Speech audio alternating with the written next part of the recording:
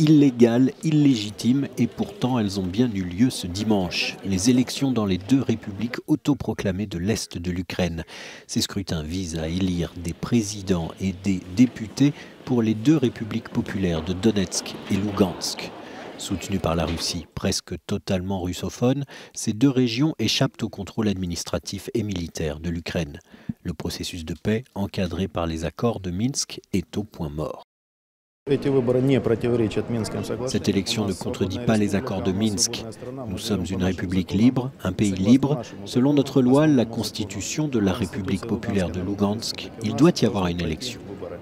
Cela fait 4 ans que l'Ukraine est déchirée entre une grande majorité du pays, soutenue par l'Europe, et plusieurs zones autoproclamées indépendantes. La presqu'île de Crimée, occupée par la Russie, et les deux républiques pro-russes de l'Est.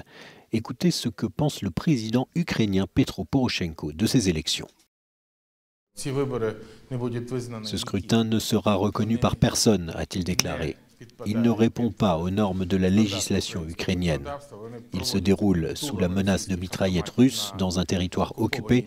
Ils sont catégoriquement inappropriés. Les conditions de sécurité n'ont pas été créées. Du côté de Bruxelles aussi, ces scrutins sont dénigrés, dénoncés. La chef de la diplomatie de l'Union européenne, Federica Mogherini, a dénoncé ce samedi des scrutins illégaux et illégitimes.